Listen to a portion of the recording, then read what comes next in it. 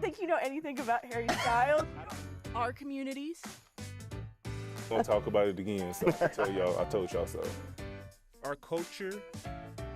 I am a Sam Smith. Our stories. It's also not a requirement for you to agree.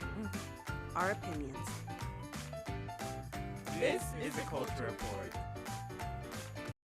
Welcome to this week's Culture Report. We got a lot to get into, from a student-organized rally to recent pushes for drag bans across the country. But first, we're continuing to recognize Women's History Month. So Alexia and Laura, you went out to speak with some women about issues that impact them in the workplace and such. Yeah, but first, let's highlight the fact that Colorado lawmakers made March 14th officially the designated day for Equal Pay Day. Okay. I think that's a great step in the right direction, because already Colorado women make 83 cents to the dollar compared to men. So I love that, we have these statistics available. I know women of color make a lot less. Yeah. And I think Alexia has some statistics that she found as well. Yeah, so there is a Forbes article that breaks down the difference between men and women. So some key takeaways from that article were that women earn 17% less than men on average. Women of color are among the lowest paid workers in rural areas. Latinos were compensated just 54% of what non-Hispanic white men were paid in 2021. And black women were paid 58% of what non-white Hispanic white men were paid in 2020. So when me and Laura went out to MSU, we obviously asked these women about these questions. One of the questions we did ask was, like, have they ever negotiated their pay? Here's what they had to say.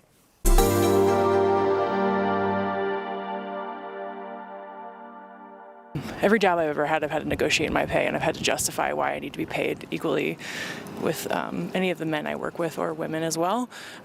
So I think that negotiating your pay, but as women, we're not taught to do that, and there's not a lot of information on how to do that, because I know that there are laws that new job postings, I think in the state of Colorado, it's been a while since I've looked into this, but you have to post what the jobs are going to actually, what the range is and what the salary is, and so there's not really a whole lot of information about that, especially as women. We're not taught or socialized to educate ourselves on that, so yeah.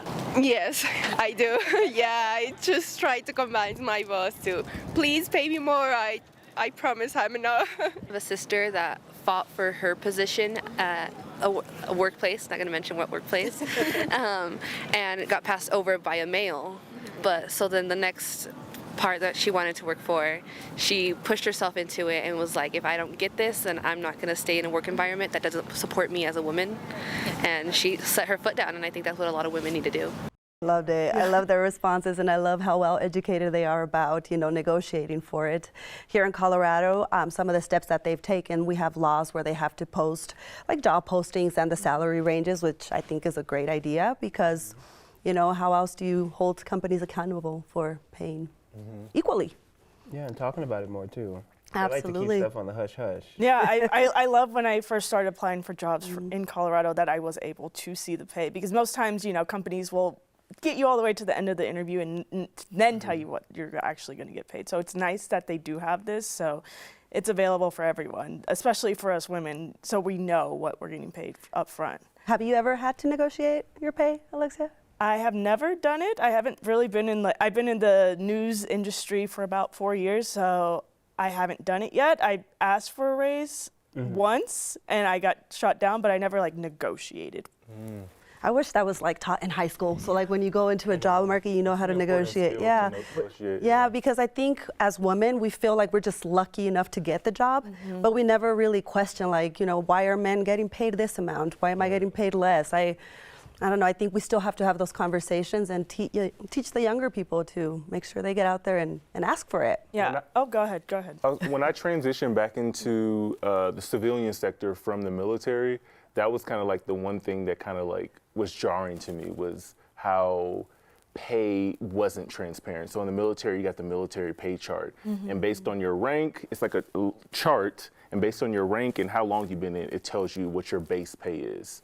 And so it doesn't matter if you're a female or a male, just that's kind of how it's transparent there. So I don't know if something like that will work in the civilian sector, but it was kind of jarring to oh, okay, y'all not going to tell me this until we get to the 7th interview? Yeah, exactly. Yeah. Have you, Jamol, ever had to negotiate? I would love to negotiate. I never have. like you said, I kind of Yeah. just feel really grateful for having the job, which I'm starting to get out of that mindset Yes, now. get out of it. I'm getting out of that mindset now because that's not healthy. Yeah. And I feel like you should be paid with, for the work that you do. And I put in a lot of work. So Market value, all that, experience.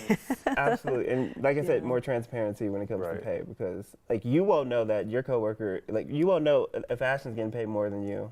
for I'm doing very the same transparent. job. I'm very transparent too. I like to know.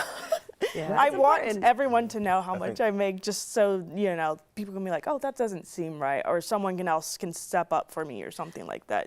Yeah, I think you used to get in trouble if you would talk to coworkers, about your pay, but I think that's done, which is a good should- thing. I mean, it's my pay. It doesn't. What they're gonna do?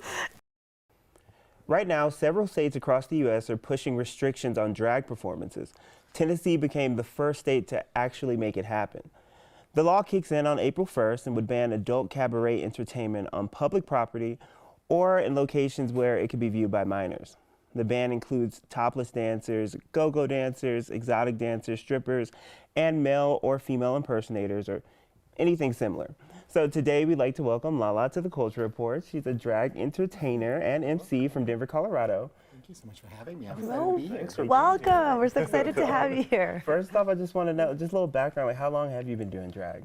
This June, it will be 12 years that I've been doing drag in the state of Colorado, so I'm excited. And I've been doing it all over Colorado for that entire time. I served some time as Empress of the Imperial Court System, where I was able to travel around and see different places and things, so that was great.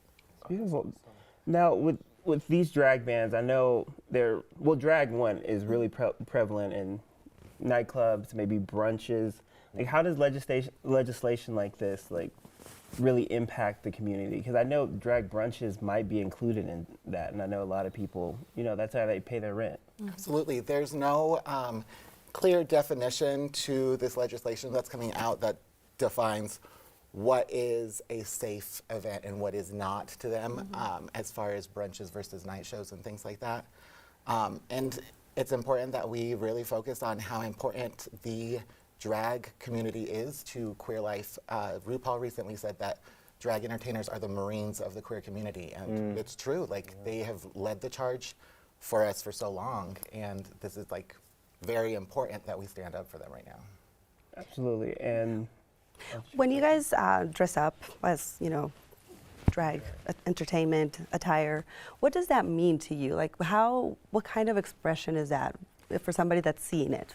I think for everybody, that expression is completely unique to them. I think a lot of times people want to lump all of drag entertainers in the same kind of bubble, and like, we all do it for the same reasons, and for everybody it's a different journey.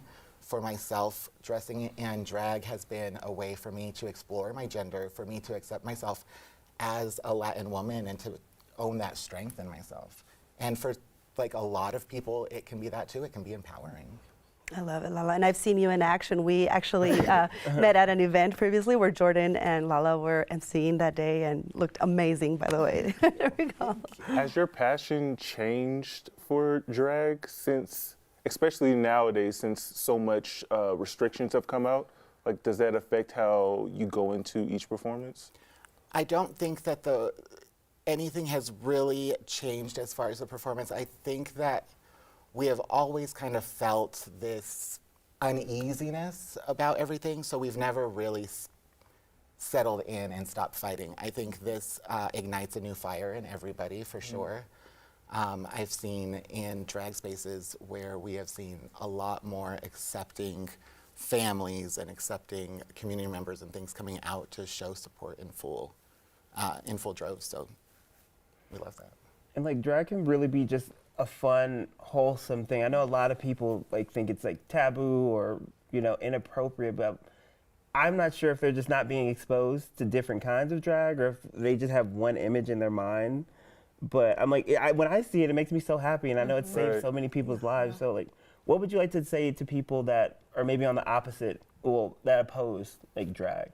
I mean, for any profession, there is the good and the bad.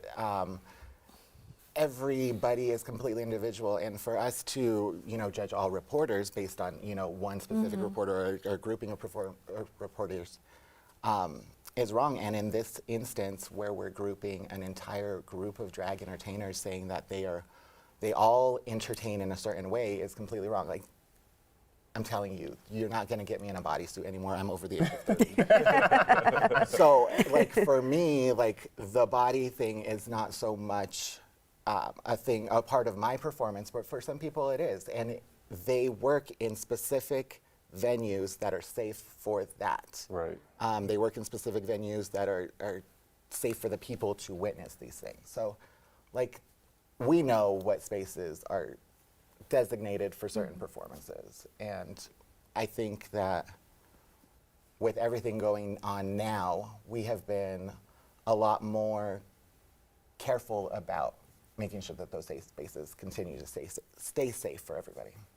Absolutely. And before we let you go real quick, I just want to know, drag, I mean, it's a beautiful thing. So what do you think, how do you think it could benefit society, like if we celebrated drag instead of having all this, you know, opposition? I think we've seen already, just in the time that I've started drag, since RuPaul's Drag Race started and drag came into the mainstream, we've seen a big shift on acceptance in the community. We've seen a big shift. You know, there's a statistic that says that 43% of LGBTQ youth attempt suicide. And that number is ridiculous, absolutely ridiculous. But the interesting part is how much that number has changed, because now people are seeing, queer youth are seeing representation of themselves on screen. They can tune into VH1 or wherever and see people that are like them. And just having that now versus what I may have had in the 90s or the 80s can make a big difference in a child's life. You know, just having one supportive adult in a child's life can prevent them from committing suicide. Absolutely. Well, I love it. so much for joining us. Thank you. Thank you. Hope to have you back soon. Yes. Right now, activists are calling for a more accessible path to citizenship from immigrants.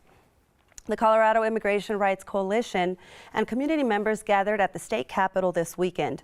They're asking lawmakers in D.C. to support legislation that would offer permanent residence to immigrants who have lived in the U.S. for at least 7 years.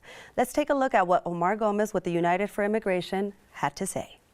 We're here to stand up and to support the bill HR 1511. It includes everybody. It doesn't segregate families. Includes DACA, includes TPS, includes farmers workers, industrial workers, so everybody can apply for this one. I love this story, particularly because it does hit home a little bit. My dad was actually a part of the amnesty that did go through in '86. So it's important to have, you know, this update. I think what people are fighting for right now is just a pathway for citizenship that doesn't exist. It really doesn't exist at this point. And I feel with immigration, it's always very divisive. It's a divisive topic, but something that I found also very interesting was that NPR had a poll recently where they highlighted the fact that most Americans are actually in support of having a pathway for citizenship for certain groups. Some of those are immigrant farm workers as well as essential workers.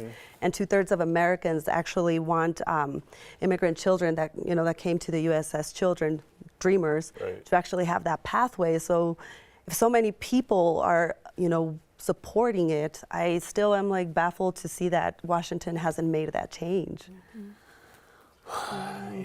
Yeah, looking at that chart, I was surprised by the numbers because we're seeing like 50 to 70% of people that are for it, including like Republican people, which, I mean, the narrative is like they don't want to let anybody in. They want to build the wall and keep it moving.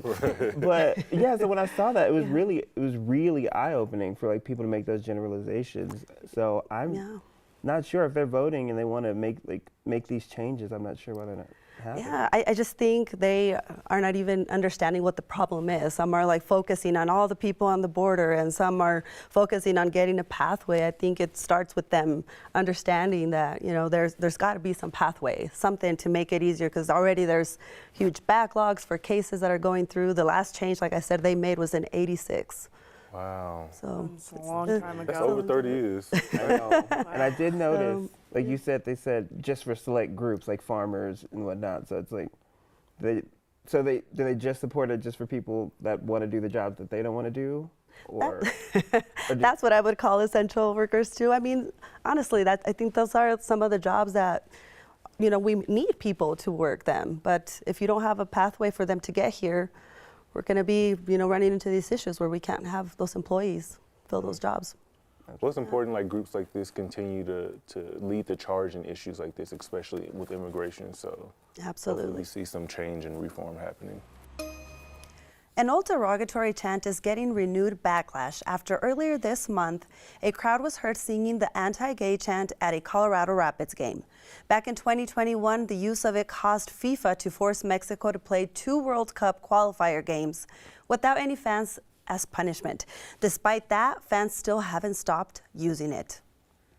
The Major League Soccer club said it condemns the use of this word in the strongest possible terms, and they are exploring every avenue to ensure that this chant is eradicated. Defense argument of those who consider the term harmless is that it means cowardice, but it's no innocent utterance. Soccer games, and it's become one of those terms that's become invisible nowadays, but it's not one of those terms that we should be using. I had no clue this exists, or maybe like because I don't speak Spanish, I didn't know like it translated like that. Have you guys been to a game where they've used it before? I have never heard the word. No? Yeah, I think we discussed this earlier. I have never heard the word, but I feel like maybe people at the game, they're hearing it and they don't know what it means and they're just like, oh, everyone else is doing it, so I'm going to say it too. So I feel like that's also causing an issue. It's just that people that don't know the word or the meaning, they're just kind of just following the crowd, you know? And Mexican fans have been using it for a long time, but it still doesn't make it okay. In what way though? So whenever they're trying to put pressure on the goalie of the opposing team. Oh, gotcha. So they'll like just say it, you know, just to show like team spirit, if you want to call it that. But I still think like using these terms, it opens the door for you to like be okay using them, you know, and then there's like this whole thing where, oh, it depends on the context that you're using it, whether it's bad or not, but it shouldn't be used. Interesting. Yeah, like you said, it's becoming invisible. Because, like, I mean, it's taking on a different meaning. It kind of has, like, the same root meaning. Because you said it means, like, weak, coward, like, you know. Yeah. And it's not meant in the way it was, like, originated, which was, you know, it was a derogatory term for gay people. Yeah. So I feel like In Spanish, correct? In Spanish. In Spanish. And I would hear it all the time because I'm really sporty. I was the soccer manager in my high school. So they would always chant it on the bus, everybody. And I thought they were saying that word, but then they were like, oh no, we're saying puntos, like points. Points. Yeah, and then like they would always get in trouble from the teacher, and I was like, I think they're lying to me. Interesting. Yeah, it's not a good term. I think another thing that's, you know, stands out to me is how FIFA was like, oh, well, you're not putting up with any sort of these derogatory terms, yet they host like 2 World Cups in countries that are not LGBTQ like friendly. So goes Quite to show the contradiction. But we did reach out to the Rapids to see if they would, you know, tell us like some of the consequences that they are considering. But to this moment, it's just the statement that we have. But what do you guys think they should do to these fans? They made them, you know, play without fans for the World Cup, for the FIFA did. So what about here? I'm not a big sports person, so I don't understand. Like I think since I've been here in Colorado, I've never been to a game.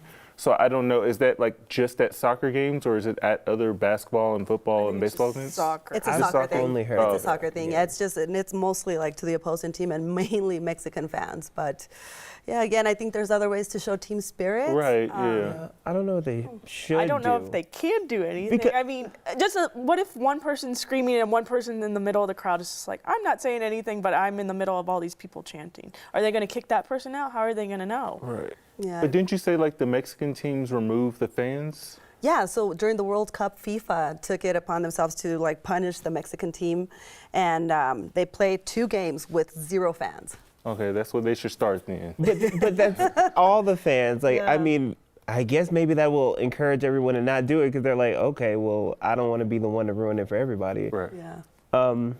Yeah. I don't know. And I feel like it's not just a punishment for the team. It's also, I mean, for the fans, it's also a punishment for the team because the team really like vibes off that energy. So Right, yeah. We'll be, looking out to see what they come up with. Yeah. All righty. Well, let's hop into some more controversy.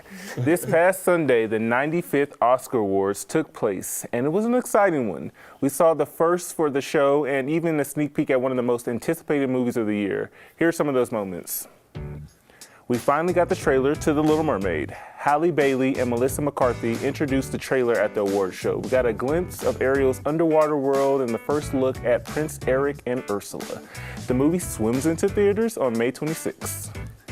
Natu from the film RRR won Best Original Song, becoming the first Indian feature film to win an Oscar. And since the win, the song has increased 960% in streams on US Spotify. And Everything Everywhere All at Once took home 7 awards, the most of the night, including Michelle Yeoh, who made history as the first Asian woman to win Best Actress, and Ki-hee Kwan, who became the second Asian actor ever to win Best Supporting Actor. Mouthful, but that was a lot.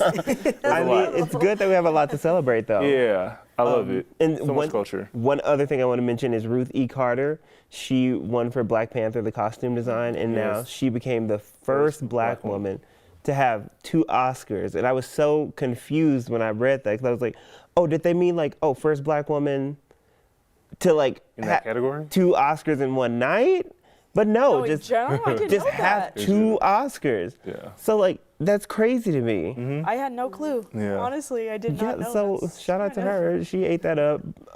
What did y'all think about, I mean, the moment that bothered me the most was Angela. I don't want to talk. I know the disappointment, I feel it, but the moment with Angela Bassett not winning Best Supporting Actress for Wakanda Forever, what were y'all thoughts? I think she could have clapped. Oh no, absolutely not. See, let me tell you what's wrong. Yeah.